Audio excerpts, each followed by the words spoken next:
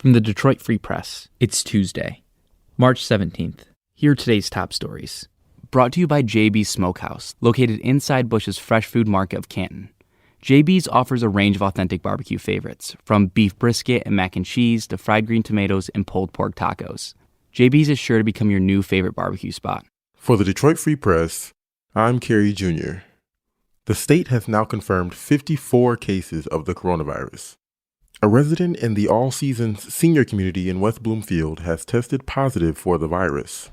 The Vice President of Senior Living released a statement restricting visitors from their properties for the next 30 days. Governor Gretchen Whitmer signed an executive order shutting down bars and restricting restaurants to takeout and delivery. The ban extends to places like clubs, coffee shops, and movie theaters.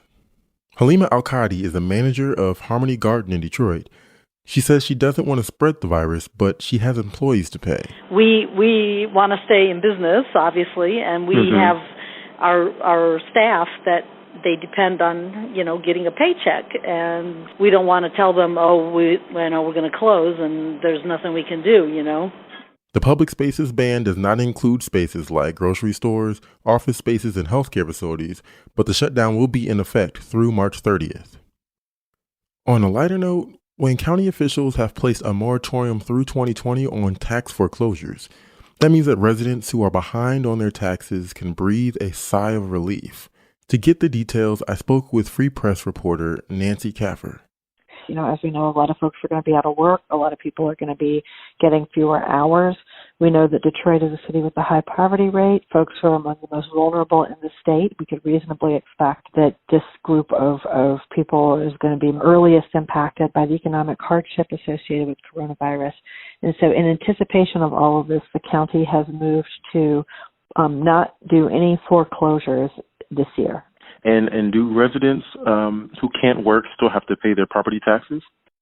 Well, so what's interesting is that the city of Detroit offers what's called a poverty exemption for property tax, which is that if you are below a certain level of poverty, you're not supposed to have to pay any property tax at all.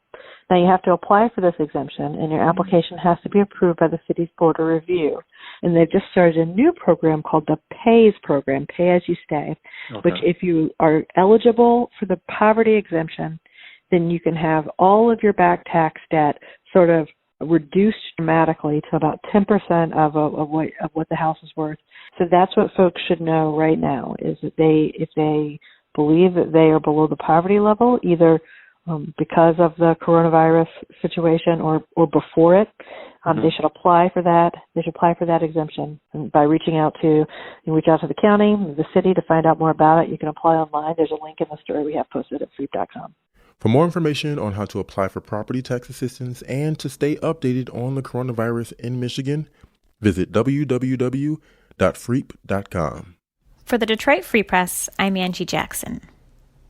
Life as we knew it just a week ago has been altered drastically since the arrival of coronavirus in Michigan. These big changes, the cancellations, social isolation, and the 24-hour news cycle can take a toll on our mental health. And psychologists say that those who have mental health conditions such as anxiety disorder can be especially vulnerable to stress from the coronavirus pandemic. But there are ways to cope. Clinical psychologist Dr. Jessica Harrell of Farmington Hills recommends that people prone to anxiety limit their news intake to once or twice a day and turn off news alerts. And while some people might make jokes about social isolation, it's also an important time to check in on those who live with anxiety disorders. Hodari Brown has PTSD, depression, and anxiety. And the first time that he saw shoppers stockpiling up on Lysol spray and bottled water, the scene sent him into fight or flight mode. People I service on a regular, either at church or even at my mental health support group, won't get the type of services that they need from me and won't get the type of support that they need during times like this. So I try to remind myself that it's bigger than me. I need to make sure that I'm keeping myself and my anxiety in check and realize that there's other people who are probably looking at this way worse than I am.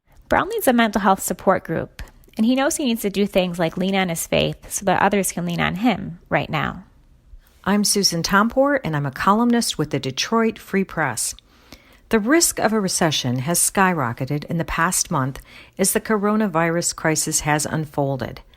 Just how many jobs will be lost here is unknown. It's a rapidly changing story that will depend on the depth of the health crisis in the United States and elsewhere. The Dow Jones Industrial Average fell Monday, again in early trading by nearly 12% at one point. Economists and others say the downturn for the economy will be significant in the next 3 months through June. The outlook for summer, though, is very much in flux. Gabe Ehrlich, a University of Michigan economist, concluded, if we do avoid a recession, it will be a close call.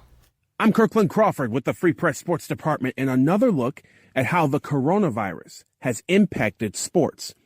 One by one on Monday, leagues made announcements that pushed the sense of normalcy further and further away. First, it was the NFL, which said it will still hold its draft in late April, but that it will not include any events for the public originally scheduled in Las Vegas. Then it was the NHL, which is now allowing its players to go to their respective homes, wherever on the planet that may be, but that players must self-quarantine until at least March 27th.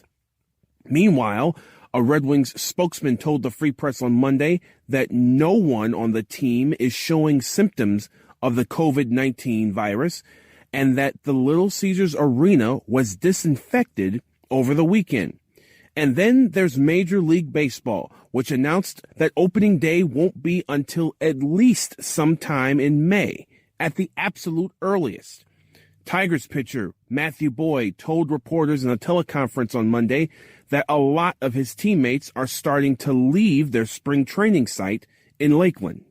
Do you like what you're hearing in our news briefing? Let us know, whether it's a question, comment, or something you just want to hear. You can share your opinion by emailing us at voice@freep.com. That's voice@freep.com. See you tomorrow.